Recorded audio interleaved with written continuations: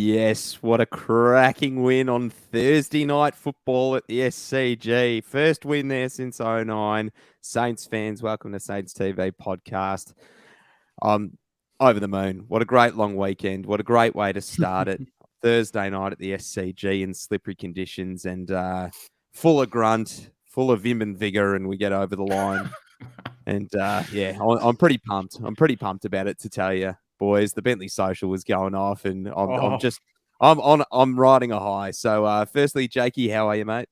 Yeah, I'm good, boys. I'm good. I'm still very much riding on the high that was Thursday night. That was so much fun at the Bentley Social. Marshy, mate, I know you're on holiday and you're enjoying it in Noosa in your fancy Airbnb, but the Bentley Social was going off. And The place to be. Joycey and I, we hugged, we high-fived, we hugged strangers. It was going off. So it was a good night, and I'm still off the back of that excitement, which is awesome. Love to hear it. Yeah, and how are you, Marshy? Oh, yep, lads and listeners. Yeah, you boys summed it up nicely. I was so jealous up in, it was the only time where I wished I could have been, somewhere else just for a little snippet of time. But yeah, the Bentley Social rocking on a Thursday as well, if you don't mind. So, yeah, I was loving the videos, just to, everyone just happy, and that's all that Sainers want to be. We just want to be happy and proud of our boys. And yeah, it wasn't a sexy game by any stretch of the imagination, but it had heavy GWS vibes, that game, where we just stuck at it. Just, all the boys got a tackle. I love that. And that was the biggest highlight, I reckon, the fact that everyone laid a tackle. After seeing a couple of games on the weekend where teams that was where they crumbled, I think it's where we really shone. And yeah, it was just fantastic to see an all-round effort from the boys. Now, before we get cracking into things, I just want to put out there, because I'm sick of the talk about it. They covered it way too much throughout the third and fourth quarter on the weekend. The Dan Butler tackle, we're challenging it. It's going to the tribunal. We are all on the same page here. We think it's absolutely ludicrous. It shouldn't have been a free kick, and it shouldn't have gone to the tribunal. I watched the replay yesterday, actually. I think it might have been with Mum. She wanted to watch it, so I watched it with her, and it was weird because we're at the Bentley Social, and I felt like right after that happened, they didn't stop talking about it for ages. But there was like 8 minutes of play where they didn't say anything, and then Daisy Pierce and these sort of people just started talking about it, and it didn't end. Pretty much, if you go from 6 minutes to go in the third, it mentally broke it down that for 4.5 of those 6 minutes, they talked about the tackle, they talked about the game for about 30 seconds, and then the rest of it was Buddy's 350th and how you would play on him because he's so good and you can't take away every strength that he has. They spoke about that. While Wilkie's blanketing him anyway, but let's not. Yeah, don't worry about that. It was I was watching it. Yeah, I went down to Laguna Jacks down in Noosa Heads, and it was pretty interesting because I called him up. I'm like, you guys going to be showing the footy, and this English fella's who's playing, mate? And I'm like, the Sainers, and he's like, who are they? I'm like, AFL, and he's like, oh yeah, I got you, mate. And so we get there, and there's like 3 massive plasma visions, Saints footy. I'm like, how good is this? And like behind us on the table, I recruited some new Saints TV fans, Carmel, Dave, Terry, and co. They are lovely people, mad Sainers, and so we're just getting amongst but the sound wasn't on the telly, and lucky. I thought, when they did Butler Singo, and we're all going nuts, as I'm sure everyone across the country was, but how good a tackle it was. Mm-hmm. And then when they got the ball, I thought it must have been like a player got hit off the ball or something. And when they kept on showing the tackle, I thought they were showing it because how good it was. And it was only until afterwards, and I'm like, he's been suspended, he's been suspended, or not suspended, he's been booked. I'm like, are you serious? And like, you can't. Why is it? Why? Did you see the Murphy one that just happened? Nah. Did you see that one, Joycey? Yeah, deliberately threw his head into the ground. He had his left hand free and didn't even try to protect himself. Yeah, he put his head onto the ground to get a free Yeah. kick, and players will start doing it, and that's where the issue Amadi lies. did it. Amadi did it He on did Seb it. Yep. Ross. And boys, we're going to move Yeah. on from that because Yeah, it'll take true. care of itself. Dan Butler's going to be playing this week without a question, so we'll move on from that. Can we start off with Dan Butler? I'm sorry, Joyce, to jump in. Yeah, Yeah, we should. yeah. I've got this on. How many times have I worn this year? The Yeah. Butler one. I feel like he deserves so much more credit than he's getting, and annoyingly, he's getting the credit in the week that he's also going to the tribunal. He's in career best form. Yeah. Well, let's look at his stats here. He kicked 2 goals, 1. He was crumbing the packs beautifully, 10 disposals, and 9 tackles. Yeah. Most of and which a would have few been smothers as well. Yes, his Smothers pressure should be a stat. It should be a stat. Oh, absolutely. His pressure acts were through the roof. For some reason, my AFL app's not loading because it's the I've worst got app on earth. I'll But he was just one of many Saints that decided that they'd put their body on the line, especially in the second half, and really bring Saints footy back to life. And that's what I was so proud of amongst the board. And he even got brought up post game. Dan Butler did. Through the beautiful vocal tones of Jack Sinclair saying that he had a great game. Not only that, Jack Sinclair had another ripper game as well. But I think that in terms of effort and in terms of execution, Dan Butler's game was pretty flawless. I think he was, out of our forwards was probably the best. 22 pressure acts there, Joycey. Third most out of any Sainer. Steele led the way with 30 and Sebastian Ross with 26. There you go. Fantastic. So we were bringing the absolute heat, especially in that second half and the first quarter as well. I thought the first quarter, although we didn't make the most of our entries, and there was a few entries that went begging, and we were obviously trying to put it to a 35-meter out zone for the forwards to lead onto it, and the connection just wasn't there. It just wasn't happening for us. So we ended up doing a couple of long kicks in, and that would equate to the 7 points that we had at quarter time. But the pressure that we applied and the defending was so in sync that we kept Sydney scoreless for the first time in almost 100 years, or 100, almost 110 to the years. day, 120 years to the day. Yeah, 120 years to the day. So it was just fantastic, a fantastic effort across the board in terms of pressure. And now we know that just that missing link is that forward efficiency and getting those entries right for us to kick some good scores and get them on the board. But boys, there was a plethora of impressive performances, and he was named the Sainter of the Week, and he's been building to it. And that's Nasiah Wanganeen Malira, boys. He was so juicy.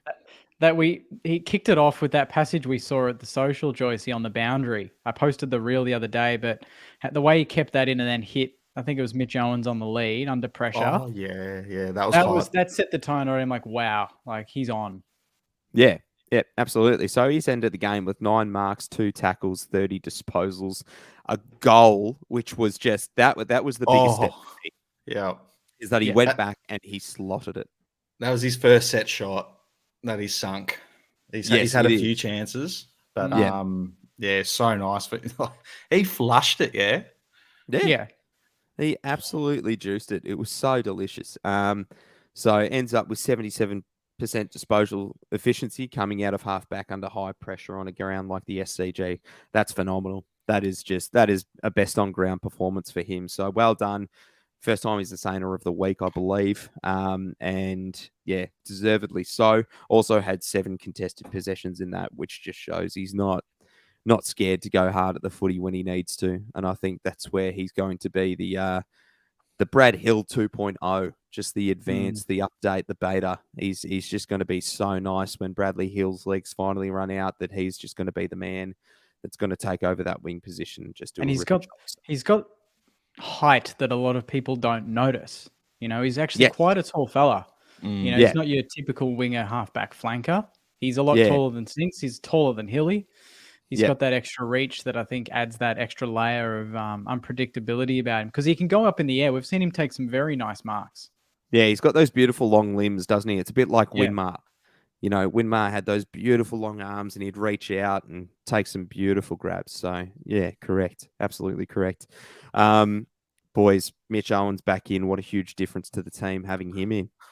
He's What a a freak. superstar. He is an absolute freak. I just want to give credit here to Jakey as well. And I know he hates me giving him credit and he's so humble about it. But Oh, yeah. Oh, what? About but, time. yeah, about Bloody time. hell. Yeah. We were standing around and I was like, oh God, like I was just talking, saying, oh, we've always craved just having that Heaney type, that explosive medium forward. And, I think we're lacking that. And maybe that's going to be a great inclusion for us and something that we should search for. And Jake's like, yeah, don't be stupid. We've got Machito Owens. And I'm like, that is so true. He is no wonder he's standing out so much. He has been what we've been begging for so long. Just that explosive, medium-sized forward that can take a hanger, but can also do the groundwork and just kick some miraculous goals. So, I hadn't put 2 and 2 together like you had, Jake, but that is such a good call just to say, okay, we've found it now. Like that's going to be his role is just, he'll pinch hit in the midfield, much like Heaney does, much like Cam Rayner does for Brisbane. But yeah, he's exactly what we've been crying out for a long time. Yeah. What can't he do? What can't he do? Exactly. He goes in the ruck and just makes Hickey look stupid. And as we know, Hickey's a decent ruckman. He's a decent ruckman, but he just goes in there. He's like, oh, I can do this. That's not too hard. And like just looking at his numbers, they're just filthy. They're filthy. Like he's got 21 touches, three tackles, 2.2 on the scoreboard. That's a solid game. 8 marks, like that's a solid game. Yeah, 3 or 4 of them. His meters gained too is the second most on the ground for Saints. There you go. Yeah, my columns on the AFL app only goes up to about 5. So, just filthy. They're filthy numbers, and he has no right to be doing it. And like Nick Dacos, he gets all the cheap ones out the back. Machito earns every single one of his touches. And the hard way. He's getting the recognition, isn't he? Like all the real AFL heads are going, geez, this kid is something special. Yeah.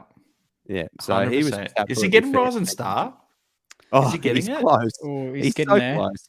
But you always feel like it's an accumulators award and a midfielders award. So you'd expect, the likes of Ashcroft or Sheasel to come out. But if he keeps going like this, it'd be a robbery if he didn't get it because he is definitely the most influential out of all those players this year. And he stands out more. They spoke about it on the Sunday Footy Show yesterday, and Kane Corns is on the selection panel, so he couldn't say anything. But Lloydie and everyone else on the panel said, Owens is right up there. And I think it was Lloyd that just said, like, he just separates himself from the rest of the boys because he's the only one that plays that, that half forward flank. It's a very difficult position, but then goes in the midfield, kicks goals, tackles.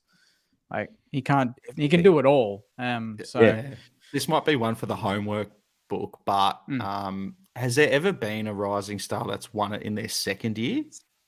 That's the tough one. Rewalt.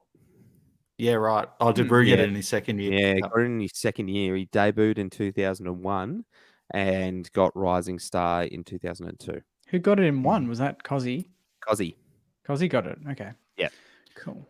It's so nice to see someone filling out the jumper number 10. Like, it's a special number, and like it's a big Canterbury boy number. wasted it for years, and Bakes. We all love Bakes, so it's just nice to have a solid, staunch number 10 running around. There'll be that many kids with a number 10 on their back for sure. Yeah. Hey, and just quickly speaking of number 10s. I was going to go there, but you've got there. Yep.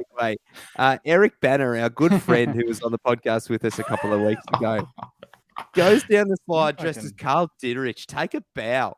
He was talking about Carl during our potty, which if you haven't listened to Saints fans, make sure you give it a listen. I'm sure you have, but he loves Carl Ditterich. So that was juicy. Got the headband. Got the mo, the sideys, the wig. Oh, it was perfect. What a great way to do it. Represent the Sainers. So he kept that one quiet. He kept that quiet on the show. Quiet. Yeah. Do you reckon he knew? I reckon he got the call that week. Yeah, definitely. We've We've had a couple of people keep things quiet from us, like Joey launching his own podcast the week after he came on ours. The next day. It was the next Yeah, day. and someone said before, making Tom Hickey look stupid. Speaking of Rowan Marshall, 50 hit outs, if you don't mind. He's quietly evolved and is getting those hit outs, isn't he? Yes. Yeah, He's a doing couple of weeks everything ago else he had before. 49, and I was like, geez, that's massive numbers for him. He's top 50. But not only that, who has 50 hit outs and 7 tackles? Yeah. That's stupid numbers. And That I'm is loving ridiculous. his signature crunch. Like every game, there seems to be just like a big rugby tackle. Like he's Goldberg. He's just spear people, and it's an absolute delight to watch. Yeah, he absolutely flattens players. So well done, Rowan Marshall, on a career best game. Boys, especially in the second half, but we're still working hard in the first. Brad Crouch. Yeah. Big game. Big game. I actually saw something, and I was going to bring it up later on, but something that I loved that we didn't see under the likes of Ratton or Richardson or anything like that. A couple of changes happened in the second half, and they were clever changes. They were Ross Lyon footy smart changes going, nah, this needs to happen. And it was, they put Filippo to the back flank to open up the forward line because it was just a little bit crowded with him up there. Too many blokes flying at the ball. So they put him to the back flank. Not only that, they moved Jack Steele to the wing. And he was swapping with Brad Crouch on the wing. So it's like, we're not going to give you bench time. We're going to give you time on the wing. And what that'll allow you to do, and this was great for Jack Steele to get cracking back into the contested game and the pressure game, is it takes you away from the heat of the contest, lets you have a look at it on the outside, and then impact it running in. And because the wings are so small on the SCG, it just gave them both that opportunity to actually really create, okay, well, this person's going in hard for the footy and I'm going to be the next option. So they're going to extract it. I'm going to be the solid body that'll get the hands out to the runner. And it worked a treat in that last quarter. So very good coaching. Absolutely loved it. Made Brad Crouch look $1 million with the way that he was fighting for the footy and laying tackles. 8 tackles, 33 possessions, 4 marks, 14 of them, 14 possessions contested. He was one of the better games I reckon I've seen from Crouchy in the Saints jumper. So very, very good. And he has just been quietly building as well throughout the season, just been in hot form.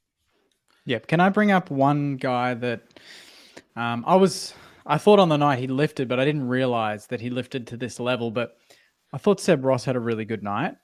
Yeah. And I'm stunned. He only played 65% of the game, but he's had the most center clearances. He's had the most tackles on the ground, and overall the equals second most total clearances in the game with 7. And he's played about 65% of the game. So when he was on, he was, it's a very good response to. He's had a few pretty below par weeks leading up to it, so it was good to see it, the coaching panel back him in, and he was really influential. He definitely stood up with and stood out with that hard. He drove that real hardness, I think, for us. Yeah, definitely. He was head over the ball, laying tackles. That's what we want from Sebi, and I think that's where he was playing his best footy, where he was doing those run with rolls and really applying pressure. So good to see him come into a bit of form as well. Boys, the whole list was fantastic. It was a real team effort on the weekend. Jackie Sinclair again, 32 disposals, 3 marks, 3 tackles. Where else are we looking? And one fella that impressed me as well. Yeah, one fella that impressed me, and I know I was a bit iffy about him, to be fair, is the selection as the sub. But when he came in that last quarter, he really stood up. Cooper Sharman. Very true. Got his 5, 3 tackles. So that's been, I think, one of the areas that they've wanted him to really work on, is that defensive aspect to the game, and to come in and impact that positively, get a snag as well, and he aside for a few little, must have been slippery up there. There was a few blokes that should have worn the long studs, but yeah, aside from a few funny little moments, he didn't stuff up. He did really well. Yeah, I was talking to Jakey during the game, and he did that funny one where he didn't get to pick up the ball and he had to fly at it with his foot. And I was like, geez, that's really low percentage. Like, I'd be surprised if he'd get a game after that act. And then got his chance in front of the sticks and nailed it. And we went on to win from there. So definitely a fighter. Those 3 tackles proved very, very valuable in those in that last quarter. Caminiti coming off, I think, was a good move. I agree, and that's where Filippo also moved to the half back line. Was our forward line was a bit crowded and not mobile enough, so we weren't giving space to Kingy. Yeah, he laid 7 tackles in half the game that he played too, which again I was staggered by. Yeah, 7. Yeah, that's crazy.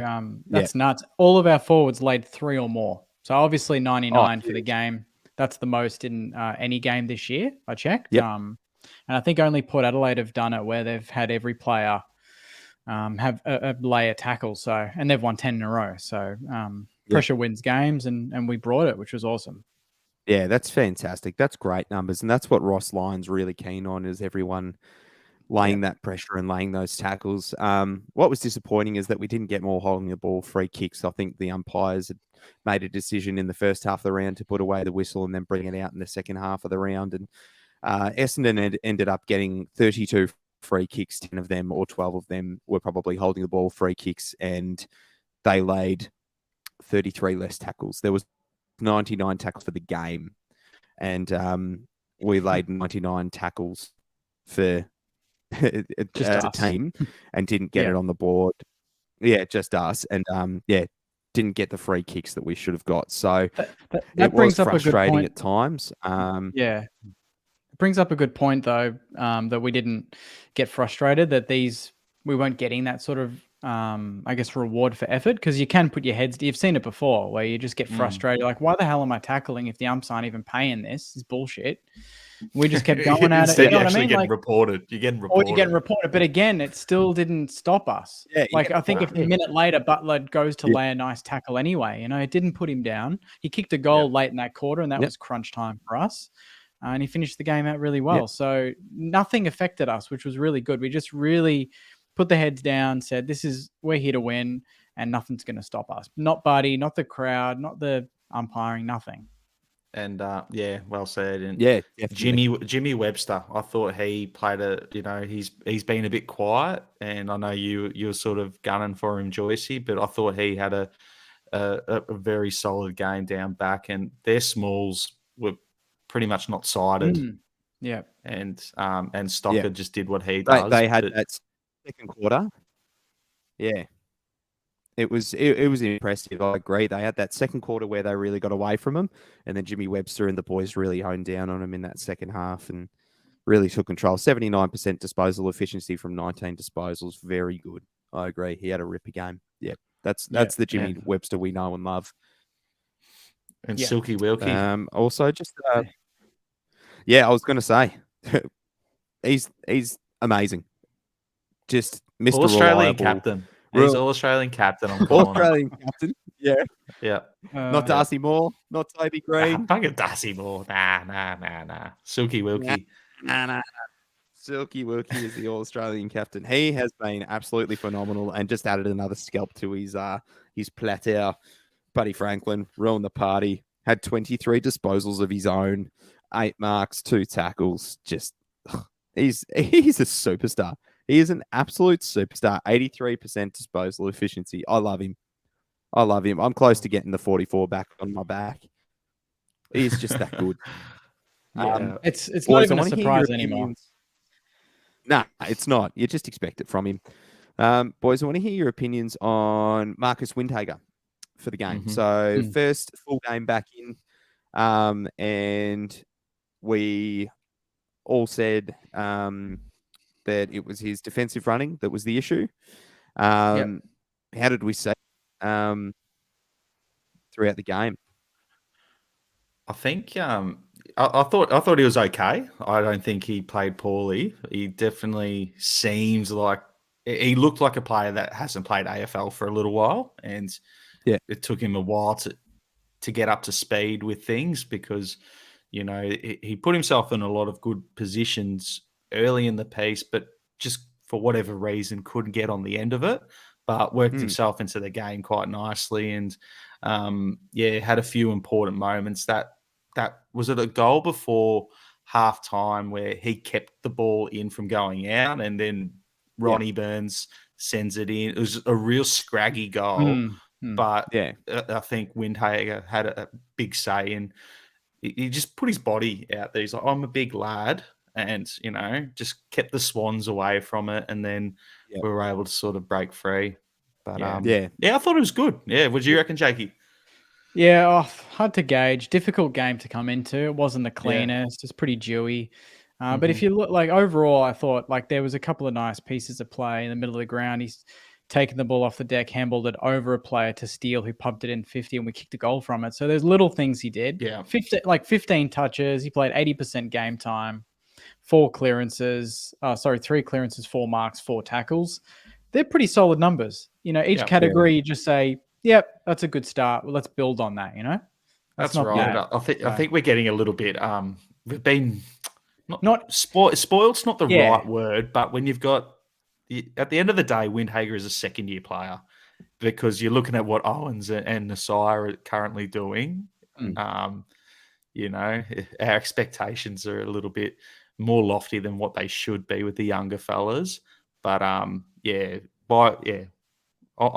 surface level, it was a solid game from Windy. Yeah, And he plays this weekend. Oh yeah, definitely. Yeah.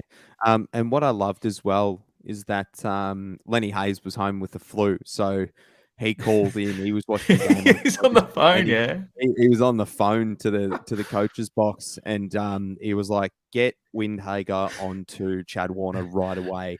Chad Warner's just walking the ball out of the center, so put Windhager on him and make sure he doesn't go near it. And Windhager just had such a great impact on the game through that. I thought that was really, really impressive, and that was a great move by Lenny. That was a really, really good move by Lenny Hayes. Yep. So, it's good to have good coaches in a game like that. Oh, definitely. And the other thing about Windhager as well is I love how clean he is. When he goes for the ball, he makes it his. He's clean below his knees, and he often hits targets and clears space as well. So, I thought it was a good game back. I was taking good note of his defensive running, and it was all there. There was a lot of pressure acts that happened in the back half of the field. Yeah. Well, that's right, because you're watching it on the TV. He was just he always seemed to be in frame or not far from. So it's good. A lot of ground covered. Yep. Yeah. Max King. Yeah. Oh, sorry. The King. Oh, sorry. Nah. King's birthday weekend. Yeah. Happy birthday, Maxi. 10 disposals, 3 marks, 3 tackles from Kingy. Massive. Yeah. 3 goals, 1. The most impressive thing from Max King that I've seen is that he was done and out on the ground against Aaron Francis. He was lying on his back. Yeah. Somehow managed to reach up his long limbs and even the contest. The ball hits the deck. He gets up like a cat. Yeah. Just straight up on his feet, hands it off to Machado Owens, goal, and then does it again and gets Jackie Higgins. Oh, that was such a big moment. Both those plays. Yeah. Incredible. I love it how he just, those plays you're talking about where he just taps the ball on, and you just know the ball's just going to come up to him, and he's going to get it away cleanly. Sort of a bit like what Caminiti does. Like, Caminiti's really good at just keeping the ball alive and in his favor, and then moving it, just squeezing it out to somebody. But the king, like, he's, how many goals is that now from 11? What is it, three games? Yeah, 11 in 3, 11 goals 2, I think. Yeah. 11 goals 2. That's crazy. That is crazy numbers. So and he's learning to get the umpire's attention a little bit more now, which is nice. He's not taking any shit. Yeah, Eh? we saw that from a lot of players, didn't we? On the weekend. On the weekend, yeah, we saw it from a lot of forwards. Oh, I think Bit of yeah. milkage. yeah, a bit of milkage, a bit of like, come on, guys, like he's just whacked me across the head, he's whacked me across the neck. Throw your arms up and show him that you deserve a free kick for being in front. Mitch Owens does it as well. Yeah. He's probably the best in the team at going like, "Are you joking?" Like throwing his hand up. He copped a arm across the neck. It just went, what is this bloke doing? I think I reckon he's definitely improved that part of his game since the Collingwood one where we had that last ditch minute or 30 seconds, and he should have just done those moves and he would have got a free because he was clearly being held in that contest. I don't know if you can remember, but it seems like he's definitely worked on that, and it was stiff. It was so stiff. The 50 he got, for the Swans player not coming back on the mark, like that's shit. You don't like seeing that in football, but when it goes to the Saints, you're like, fine, we love it. But Machito, he was onto it though, the cheeky bugger, because the umpire's calling him back, and he's pointing. He's like, "Come on," and really egging on the umpire, and he bought it. It's great. Yeah. Why not take full advantage of some umpires that are very, very dodgy with their calling this year? Now, what I also love to say is that they're regular, ball winners and blokes like Errol Goulden, who have been an absolute gun for the past 5 weeks. They're usually the ones to come out against us and get 40 possessions, much like Nick Dacos did. But we kept him really quiet and really honest. So he ended up with a 1 goal, 2 and 16 disposals, but we just didn't let him have an impact. So we really locked down on the fact that he is a very good ball user for them. And then out of the players that had 30 plus disposals, there was 4. We had 3. Ollie Florent was the other one that got away. He played most of his time on the wing. Knows the SCG like the back of his hand. So he had a good game, but didn't do much with the ball. So was always under pressure. So Saints as a collective, well done. That was such a thrill. I was so pumped after the game. Your old man was go on. Oh, sorry. Yeah, go on, and then I'll come in. What was Big Aids up to? Yeah. I was going to say your old man walked out behind us, and he was like, "Oh, see you boys." I was like, "See, mate, how are you getting home?" Because he'd had a few beers, and he was like, "Oh, I'm just going to walk." It's like, no, you're not. Hop in the car. He was saying he got a lift. Yeah, he's loving it. Yeah. He said, "You boys are lovely fellas, you two." He says, "Oh, he's a good man himself." But indulge me, lads. At the social, what part went most berserk? Like which moment of the game where everyone just loving it? I reckon it's a mix of When did we cuddle, Jack? When did we have our big cuddle? We lost it when Kingy kept paddling it on, got it to Higgins, and he snapped it. Oh, yep. Yeah. We all lost it at that point because it was just like brute strength. When you see a player like Kingy just lifting in the moment, like that's what Rui did. You just lift with the big boys. They don't get any smaller, And he that goal went nuts. I think Naz's goal was pretty big. Yeah. Just because we don't see that often from Naz, and it was a clutch moment. But I reckon the Higo one's probably the biggest. Sharman's was nice, but because of the way it happened, his defender slipped and everything. It's take that. But yeah, Higo, I reckon that's when I lost my absolute tits, to be honest. That was a good moment. And then I think that was the most positive Raw. The most negative Raw was definitely the Dan Butler tackle. Followed by the Seb Ross. Followed by the Seb Ross, because it was a positive Raw, like, oh my gosh, what an amazing tackle. Dan Butler's going to kick a goal and run away with it.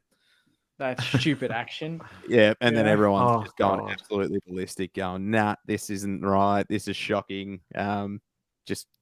Swearing at the screen. So, but Bentley Social, for those that came down, what an atmosphere. What a brilliant atmosphere for an away game. So proud of everyone that made it down there. They couldn't have sung the song louder. Joycey put the song. Joycey put the song on with about 90 seconds to go in the game. Nice. We're all chanting already. It was counting down. It was counting down. It was about a minute 50 to go.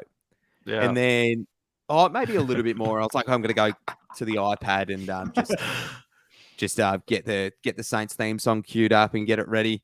And then I hear a massive roar, and I'm like, oh, that's it. We've won. So I start playing the Saints theme song. Yeah. And everyone's going nuts for it. Everyone's chanting along. And then I play it again. Everyone's still going nuts for it. And then I look out at the screen and I'm like, why is there a ball up in the middle? Oh, shit. Max, it was a Max King goal. That was good too, actually. I've gone the early crow, and there's still about a minute to go in the game. So, that's all right. we're getting around it well and truly before the siren went. It's confidence. Yeah, that's it. Yeah. It was complete confidence. But then queued it up after the game. It was beautiful. Yeah. I think it'd be remiss of us though not to, as such an important win that was, first time since 2009. Like, we broke so many good records. It was just a true Saints footy victory. But the entries into the forward line, especially that first quarter, they leave a lot to be desired. Were you boys? We're talking about the good, and now we're looping back. I think, just the rose-colored glasses off to the side for just a minuto. I'm not concerned. Nah. Yeah. It was obviously a plan. It was a preconceived plan. So they've been practicing that at training throughout the week for to kick it to four bloody Swans players with none of our players there. Correct. So this is where it was a bit of an issue, and they addressed it and they fixed it up very, very quickly. But it was, okay, kick it 35 metres out from goal and let your forwards run onto it. Make sure that they're leading. So as much as it was in the ball handlers. Fair enough. I forget that we're so coachable. We're so coachable. But and then Ross Lyon came out in the press conference and said, look, Sydney adapted to the conditions much quicker in that second quarter and just made sure they were getting the ball in long, because it was very, very slippery up there, very slippery conditions. So when we started to do that in the second quarter, at the end of the second quarter and going on to the second half, it worked. And I'm sure you saw that in the first quarter as well. Both of our scores were from deeper entries. So first one being out the back through slippery hands to Filippo. So, we fixed it up. We're not used to the slippery conditions, but it's especially at a ground like the SCG. But if there was ever a ground where you just go deep, it's there. So, I've just got up. They've just done the coaches' votes for the weekend. So I'm looking at the Saints versus Sydney. 9 to Jack Sinclair. So almost a perfect 10 for him. He's He's up high in the coaches' votes. Mitch Owens 7, which is just massive. Wanganeen Malira 5. Ollie Florent from Sydney 5. Crouch got 2, and Welkie got 1. So all deserving in there. Very, very well done, boys. Good boys. Yep. If there's nothing else to cover from the game other than the fact it was a bloody awesome win, and I was so pumped on the way home, that not only did I drop off Marshy's old man, I also gave Marshy a call. And you did. I thought something was wrong. I just wanted to talk more Saints footy, because I was going to call Jake, and I was like, he's in his car doing the review. I can't call Jake. I need to call someone. Dad's going to be asleep. I need to call someone and talk Saints footy. I'm so pumped. Yeah, it was nice. I couldn't fall asleep when I got home. I was wide awake the whole night just thinking about it. So I ended up getting the KO Mini up at about 12:30 in the morning and just sitting there and watching it in bed. Oh shit! That's a good shout. Yeah. But without further ado, I think we'll. I'm keen for this one. Very keen for this Jakey's Junk Mail. Let's get stuck in. Let's do it. Jakey's Junk Mail. Jakey's Junk Mail. Jakey's Junk Mail. Jakey's Junk Mail.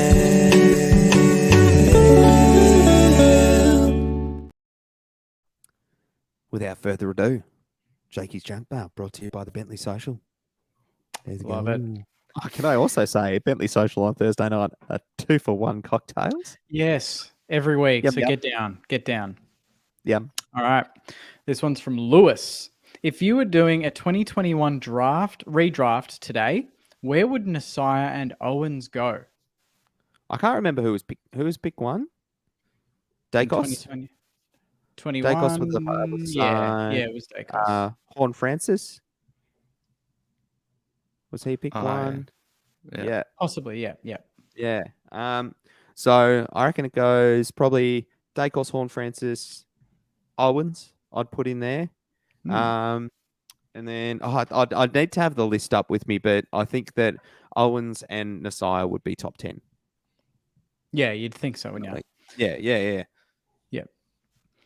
This one is from Yoshihiro. Okay.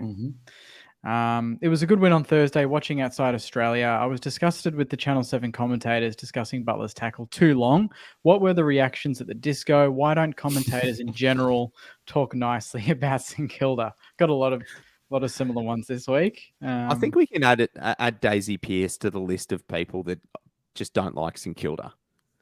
Yeah, it was really, really disappointing because, to be honest, I actually rate Daisy's commentary because she actually talks about the football. So this seems to be, I don't know, because I can't stand Seven's commentary because it's all about the entertainment and they're getting ahead of themselves and they think they're on AFL 360 when they're actually calling a game, or they're supposed to be. And Daisy doesn't usually buy into that sort of chat. So to hear her go on and just sensationalize it, you're like, there's a game of footy being played. It's a cracking game. Like it is an intense game, and you're just going back to that. It's like, yeah, we get it. He's reported. Let's just move on and see what happens. Yeah, like, it wasn't even concussed. There was a passage. There was a passage where there was a bit of silence, and they were letting the game play out for once. Because I don't know if it was Joycey or someone said, like, commentators, they feel like they have to always interject. They can't just let the game play. Let the crowd noise get into it. Let the game play. Watch the EPL. They know what they're doing. Exactly right. Yeah. But with this part, it was like a minute of nothing, which was nice. And then Daisy just goes, and now just back to the Butler tackle. What do you guys think about this? And I'm like, why are you bringing it back? Why are you bringing it back? Like, we've talked about it for 5 minutes. And then Hamish McLaughlin goes, tries to get her to basically say, how many weeks is this? He basically just says, you don't have the evidence, but what is your ballpark? You're not talk back. And she's like, talk back. She's saying, you'd think that's a week. And then he gets subbed off. And then they, one of the other boundary, I can't remember one of the guys, might have been Phil Davis or someone, but then he says that it's HIA protocol and he's subbed out, and then they're like, that doesn't bode well for Butler. And I'm like, but he passed head injury assessment. Yeah, exactly. Yeah, that's the head injury assessment. But it's like, head injury assessment. Wait until you get all the bloody. That's what a boundary reporter's for. They go and investigate. Yeah, go find out. Like, where's Tom Brown? Get into the rooms, go look at what's going on, and then you come back and go, okay, we've had a look. He's passed the protocol. It's all good. It's his toe. Nothing to do with the tackle. Yeah. Let's move on. It's poor journalism, isn't it? Yeah, it's guesswork. It's really poor journalism. For 20 minutes, and it's just guesswork. Not only that, what an awful situation for a new bloke like Phil Davis to be in, where he's meant to be special comments and going play by play and going, that was fantastic from Callum Wilkie there, just covering Buddy's front to make sure that, he was there first and blah, blah, blah, blah, blah. And then he's stuck there for 20 minutes talking about a dangerous tackle. It's like, well... And even then, they asked him, like... Welcome to the Seven commentary team. Like, you might want to go and get onto Fox Footy now after that, because that was just... that was awful. But they even asked him, like, obviously you can't stop all facets of Buddy's game. And it's like, well, now you're just setting sort of a viewpoint that he hasn't set. Because like other defenders could come out and go, yeah, I've played on Buddy and I've kept him to 0 goals and 1 touch before. You can't stop him. Yeah. He's a player. Look no further than Wilkie. Look no further than... I mean, he kicked 2, but I mean, one was a mark and the other one was on the goal line. Just a good opportunistic goal. Not much you can do there. But Wilkie was doing everything. And then it was very fitting the end of the game where they kicked it long and Buddy stepped on the ball and Owens was pushing him and Wilkie's just swept it away. It was very fitting end to the game there. But we can go on all night about the commentary, but the sooner people get us in the box, the better. Let's just that, or I reckon what they need to come up with is an app that allows you to like synchronize the radio stations to the game that you're watching on TV, because they have to call the game. Like, I love listening to footy on the radio, and because they can't waffle. they can't waffle, or else they're getting shut down. Like, even BT's forced to call the game because he has to. Yeah. So whoever comes up with an app that allows you to do that, they'd make themselves Or plenty just of moolah. turn the commentary off and we can listen to the crowd. Foxtel used to do that. It was the best feature they ever had. Yeah, You could turn it off, put it on loud, and you're at home, but it feels like you're at the footy. You hear every bump, every tackle. It was the best. that'd be good. Simple. Put that back. Yeah. But anyway, this one's from Dan.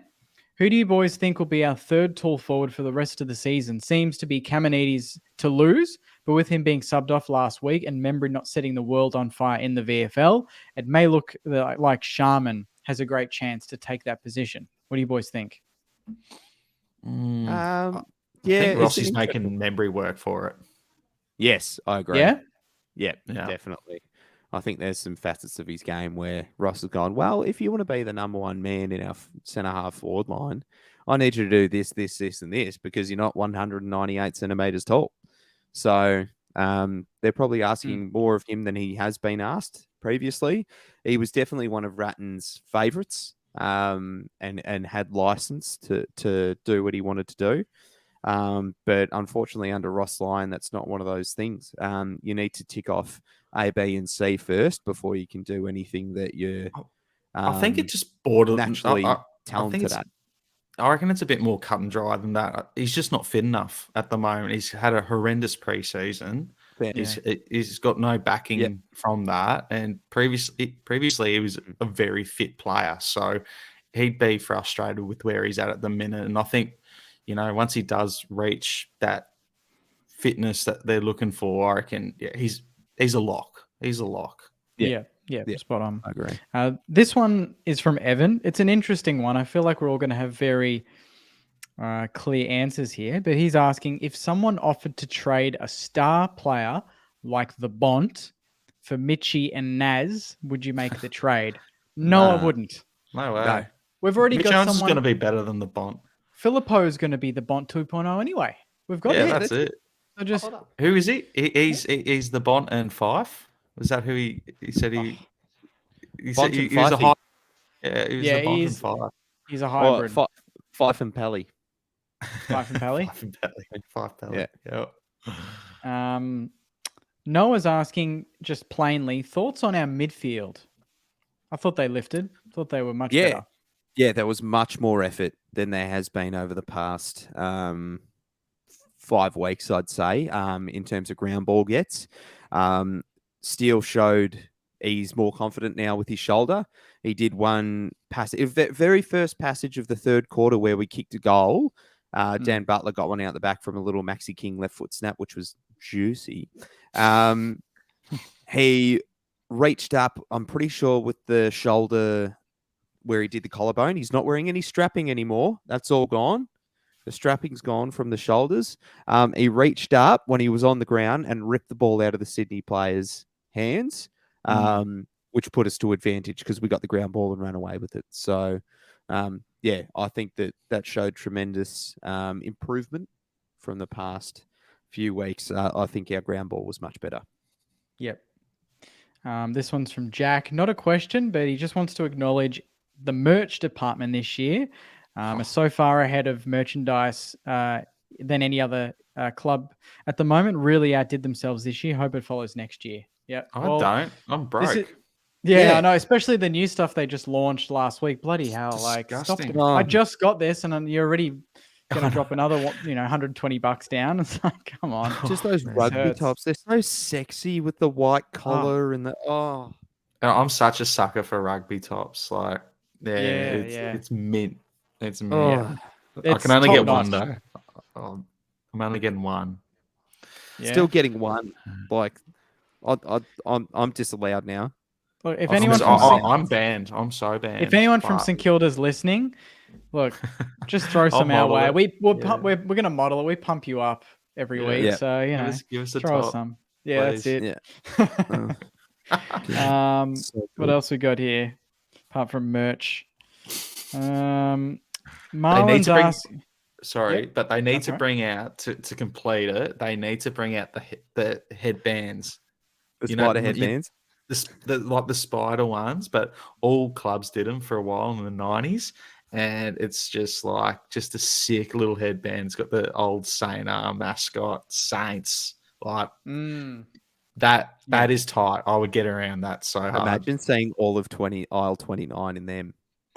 Oh, man. I reckon we might just gun it and just do it Do it anyway. yourselves, yeah. Yeah, true. Yep.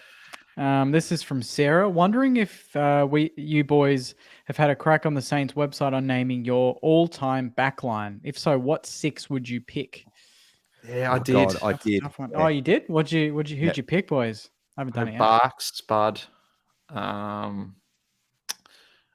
had Ozzie Jones in there. Mm-hmm. Sinclair was the only modern day Sainer. Then Ozzie was there.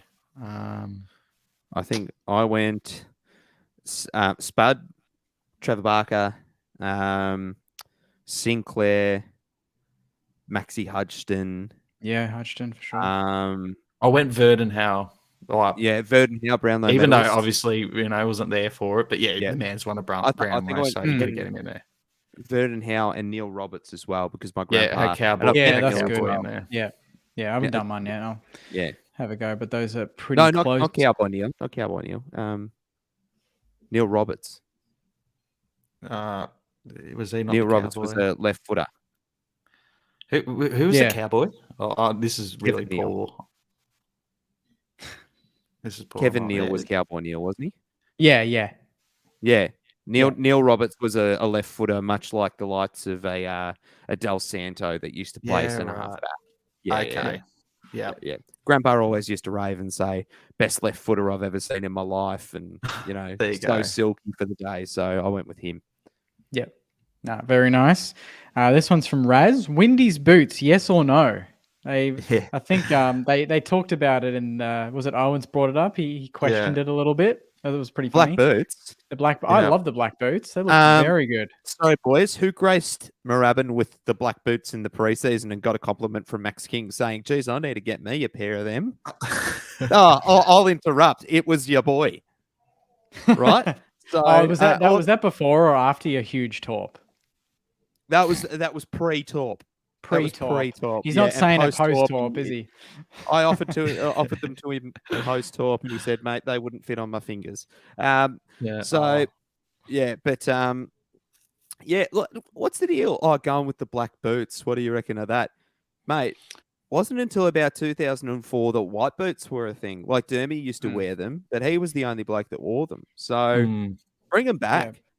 It's almost like they're the ones that stand out. Like they're the flashy ones. It's gone full circle. Like they're the new fluoro.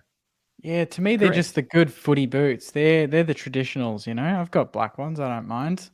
I've got the Puma Kings. Also, just on the Google, Neil Roberts was also a Brownlow medalist. There you go. Yeah. Yeah. A lot of Brownlows at St Kilda. On the other side. A lot of Brownlows. This is from Marlon, and I think this is very nice. This can segue us into the round 14 preview against the Tigers Saturday night. Marlon's asking, versus the Tigers would be typical of us to lose. Important not to get to mess this up in true Saints fashion. What are your thoughts on the game? Yeah, great. Let's get straight into it. They are, well, boys, we go from the SCG to the MCG all within 2 weeks. And speaking of cricket grounds, nice to see that the Aussies won the ICC World Test Championship that Jake couldn't care less about, but I'm sure some of our listeners do. So I was very excited, got to go home after the footy and switch on the cricket and see the Aussies dominate. So it was just a beautiful week. Beautiful. One for the why would you boo your own country? Go boo India. Go boo India. they run cricket, Jake. Go make a ruckus over there. Good on you. What are they called? The Australian? Is it just Australian cricket team, or have they got a nickname?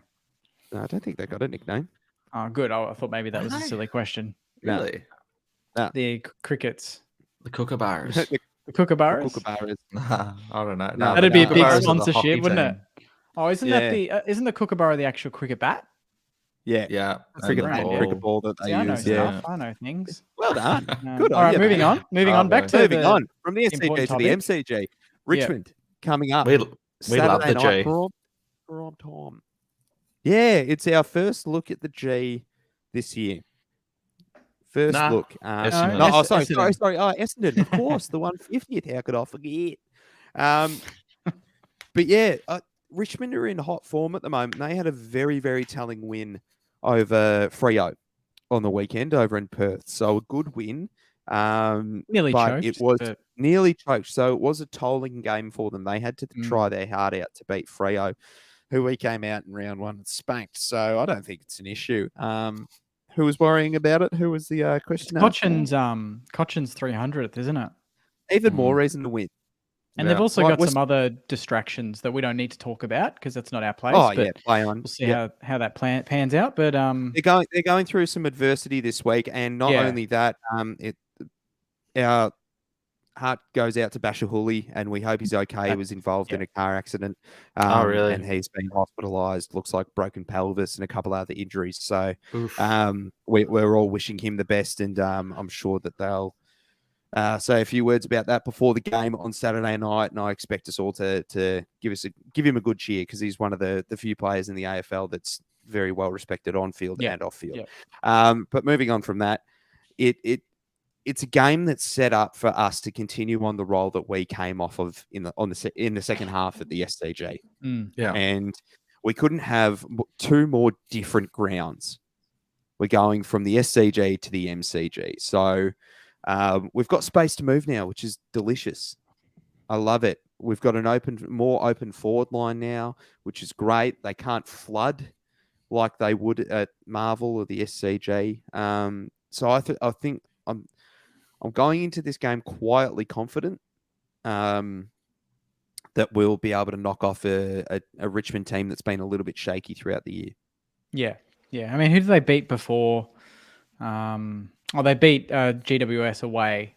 Marlon Pickett kicked the winner, didn't he? Yeah. Yeah, that's the one. So they've had 2 wins on the road, which is always good. It's interesting we've got the bigger break, no travel. Oh, wait, sorry. We're from Sydney, but less travel than them, I suppose.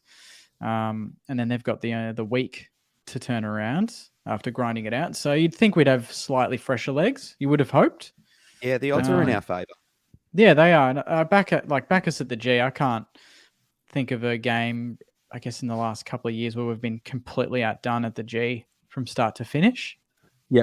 Yeah. It's like even the Melbourne game where we got smacked by it. We got blown out of the water, but we still had a really... the second half was a lot better. Second half was a lot better. Yeah. Would you anticipate any changes this week, boys? Because Sandy, from my report, I looked at it this morning and checked it out. No one really set the house on fire. Yeah, Sharman played in the game though. He played again. Yeah, it was good to see him back it up. I don't know. I'd almost just go unchanged, to be honest. If everyone's fit, then after a game like that, but I don't know. The sub's quite a tactical one, isn't it? So it just depends on what they want to do there. But I don't know. Yeah, because Richmond's defense, they're not missing any real key personnel there, are they? I'm just double checking. No, they've got Bolter, they've got Grimes, they've got who's the Broad's there, Vostone, Rioli. Obviously, Jaden Short's a key danger. He's a very, very good player. So they're pretty much they're not too ridden by injuries, and their big outs were Hopper and Lynch. Yeah, and obviously they're the main threat. You mentioned Hopper, but then his teammate Taranto, who's been in the last month, has been just bonkers numbers, like 30 and 2 goals a week sort of numbers. In the last month. Surely Windy goes to him. Yeah, do you think that's worth a Windy tag straight off the bat? One-on-one? Definitely. And it's just one of those things that you need to now, I think, pay more respect to Richmond as well. McWalter's really put the foot down on Dusty and gone, mate, if you're playing in the team, you're playing midfield. I'm not having you play forward. You're the best midfielder in the comp. You're playing midfield. So Dusty's actually quietly gotten back into some good form now. and that's another key addition to their midfield, I'd say, with Hopper out. So that's something to also be careful of. Is that the Taranto was a bull, but so is Aston Martin. So and then Shai Bolton's last quarter on the weekend, he had 14 disposals and kicked a goal, which is just crazy footy. So their guns, when they're firing, they're a very, very dangerous team. But when they're not connecting, it's a shambles. Yeah. So it's just a matter of who are we going to get, which Richmond are we going to get, and is it going to matter if we're all running on a high like we did in the second half of the game on the weekend? Yeah. I'm really looking forward to. I think this is a game Marshall would have penciled in his journal or his diary, his calendar, his Polly Pocket, whatever you want. Nate Curvis is one that always gets on top of Marshall, and he's just such a physically imposing ruckman, and he's smart. And Rose had his colours lowered a few times he's played him, but I reckon this is one where he's like, nah, we're going two ways. I'm going up, and you're on the way down. And I think the MCG is going to be Marshall's backyard for the evening. It's funny you bring that up because Marshall's coming off 50 hitouts, Nank's coming off 49. So there you go. It's very evenly balanced this matchup. Yeah. A goal, 14 disposals, 49 hitouts, and 209 meters gained, 8 tackles. So his form is as good as Rose at the moment. It's going to be a massive matchup in this game. Absolutely. Because I think, Nate Curvis is probably the only one who always dominates Rowe. Or maybe not. Yeah, actually, no, he does dominate Rowe. He doesn't like that matchup. So I think, I don't know. Marshall, he's just been such a positive beacon for us, hasn't he, this year? He's the man. Yep, definitely. In terms of forward line and back line matchups, I reckon Wilkie will go to Jack Rewalt. I think he'll be a great match for Jack because Jack loves to watch the ball and watch the drop of the ball, and he contorts his body in weird ways to get the advantage on his defender. But I think Wilkie is equally as good as him at that. And then I reckon Dougal will go to Samson Ryan, who's just an absolute giant. He's 206 centimeters tall, 103 kilos, and coming into some good footy, but he plays part-time ruck, mostly forward. So I reckon when he's in the forward line, Dougal will definitely take care of him. Max King on Noah Bolter has always been a fascinating matchup. Bolter's been the athletic type that really loves to get in front of the opponent and jump and grab the ball and whatnot, but it's a hard thing to do against Max King. And we've seen Max King get on top of him as well last year. Yeah, Max King came out and kicked 5 on him. So, that'll be another interesting matchup. And then they've got some of the best flankers, like halfback flankers in the game, and back pockets as well in your Vlosten and Grimes. Short, and they're all premiership players as well. So it'll be, I reckon, a Dan Butler on short. But we're going to really need to be accountable because they get a lot of their feed from turnover. Pretty much all of their feed they get from turnover. Yeah. If your kicking's on, you break them down. If it's not, and it's an ugly on the deck sort of a game, that's when it's Tigers footy. And it's going to be a hard grind. Yeah, they'll love that. If they're paddling it along and handballing in front of teammates and just running onto it, that's when you're in danger. Yeah. I also think it's a massive game for the likes of Mason Wood. He's finally got a ground that suits him. The SCG didn't suit him very much. Still had a good game, but he's got space to run, and that's what he loves. He loves getting separation and reading the ball as well. So I think it's a massive game for the likes of our runners, like Mason Wood, like Ryan Burns. I think it's a big game for him as well. And hopefully Wanganeen Malira can follow up his good form over the past couple of weeks too. So with another line there. What are your boys' thoughts on the, obviously it doesn't mean much, but the fact that we're $2.10 underdogs in this game, what's the reason for that, do you think? Yeah, that's really interesting, isn't it? There's just more, like, I don't read Just more into that you at mean all. because it's just more Tigers putting fans? money on it. Yeah, That's that's Yeah, all it yeah. is. yeah, That's all yeah, it is. spot on. fair. That's not who's favourite in the game. It's 5th versus 12th. So, Well, even we're- last week it was 5th versus 13th, and we had 7 people tip Sydney and 3 tip us in the expert tipping comp. You know.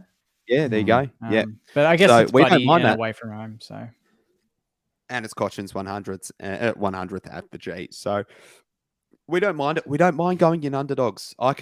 We were underdogs a lot of games coming in round 1, underdogs, round 2, underdogs, so we don't mind it. We don't care about that stuff. We just care about system. And that's what Ross Lyon loves is like, don't worry about any external noise or what people say. It's about what you do behind the doors of Moorabbin and what you do on the turf on the weekend. So how good was it?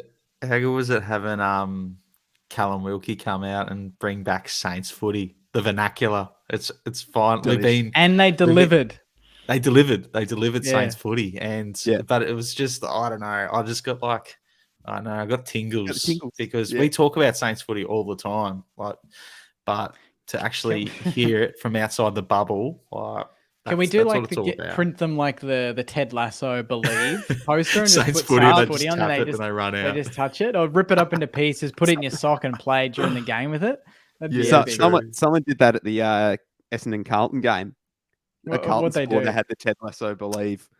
Oh yeah. Oh, I saw that. Yeah, that actually Carlton Carlton social media put it in their post for that game, for game day. They put it in the actual post. I'm like, interesting that they've put that there. Just kind of adds a bit more attention to the fact that, puts a bit more attention to the situation that they're in from the club. Yes. It's like, they are rubbish. Fair call. Rubbish, Carlton. They are dead set rubbish. Never tip them. And then when you don't give them a win, our tipping comp, it's pissed me off because I think I got because I changed. I got 3. Yeah, same. When you go out on a big night and you're just so scared to check your bank account the next day. That was like me with the footy tipping. I had like such anxiety opening up my footy tipping thing because I knew it was so poor. And I was actually surprised I got 3. I'm like, oh, jeepers. Yeah, because I got the first 3 of the round and then got them all wrong. Because I changed my I changed my tactic on. It just seemed that all the games were benefiting us on the ladder. Like we're getting looked after. So I'm like, sweet. Yep. That's going to be my new mantra. Like the doggies are, and it's just completely backfired on me. So I'm never tipping Carlton again. Nah, I tipped ever. Tipped the Bombers.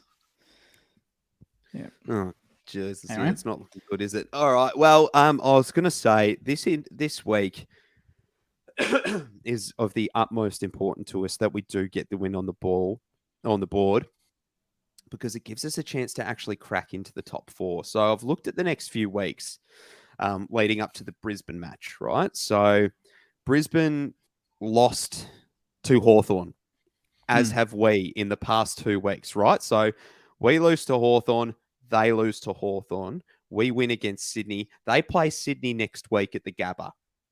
So they need to win against Sydney. We need to win against Tigers, and we're still equal 4th, and we're very close on percentage. They are on 119. We are on 116. And then the week after that is when we face them. Whoever wins that match will be in the top 4. There you go. If we both win on the weekend, whoever wins that match will crack into the top 4. And then from there on out, they play the Tigers the week after. We're playing the Tigers this week. It's just lining up for us. We play West Coast that week. So we have a chance to go another game ahead or stay 1 game ahead. Then the week after, they have West Coast. I think we need some real Joycey back in off the squiggle. He's got squiggle matrix going on here. boys, have a look at the whiteboard over here. But it is eerily similar. It is an eerily similar run and the over the next. Yeah, that's it's all these cutouts of clippings and if he kicks it there, then that changes the reality here, and the multiverse changes. His vision board. But it's just an eerily similar run. And then the week after we have Melbourne, and then the week after we play Melbourne, they play Melbourne. Yeah. So we are going to be neck and neck with Brisbane for that 4th and 5th spot over the next 6 weeks. Bring it on. Let's do it, boys. Bring it on. I am absolutely pumped. This is the make or break time of the season for us to actually crack into the top 4 and stay there, because I didn't think it was going to be possible this year, but I've got the pins, I've got the string out. It's possible. Because The next two, possible. Yeah. the next two, they're the ones I'm only looking at. Beyond Brizzy, Spud's game, I'm not looking.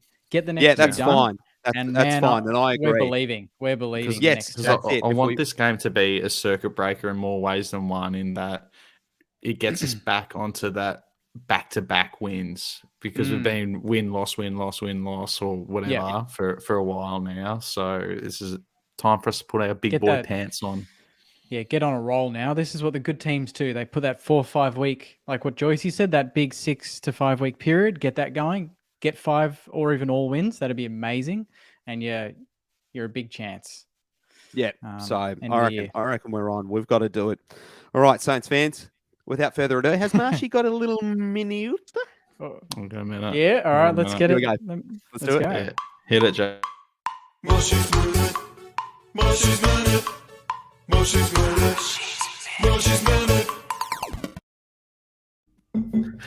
All right, so you fellas know, because I sent you in the thread, but last night I went undercover. I feel dirty. I feel so dirty. Undercover, Marshy. I went and watched the Essendon Carlton game last night, and went with a bunch of mates that they're largely Essendon. So for our ultimate footy mid-season, day out, we chose to go to the footy, and we stood in the M1. I guess they call it the Grog Swad. And I tell you what, like Essendon and Carlton, but I was largely with the Essendon cohort. They are the nastiest group of supporters I've ever come across. Dead set. They are feral, absolutely feral. Like it was so cringe, because they're dead set. They're up and about as you would be, but they clearly hate Carlton.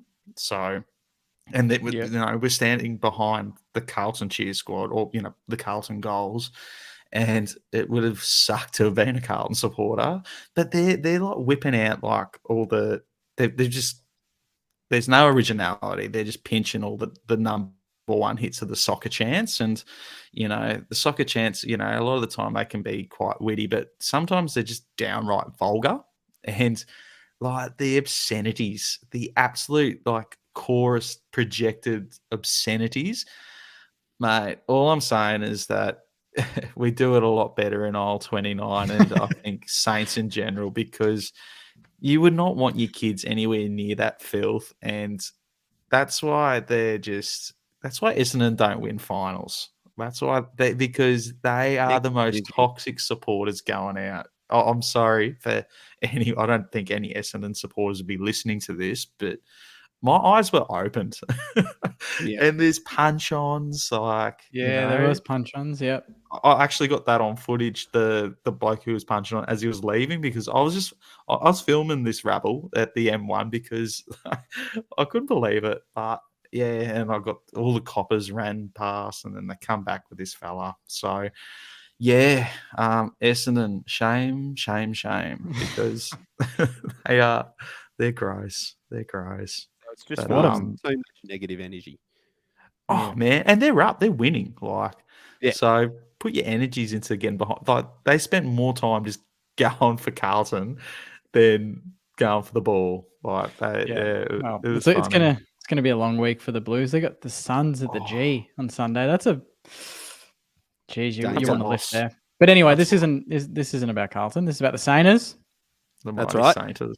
And after a big win, we always like to tell a joke. Sorry, go on.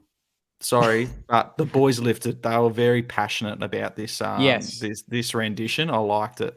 Leachy tagged me into it, and I agree. It was Marshall's still salmoning. The man needs to be set free, but the boys are loving it. Yep, I agree. It was the best one of the year. All right, boys. Without further ado, and knock. Who's there? Owen. Oh no.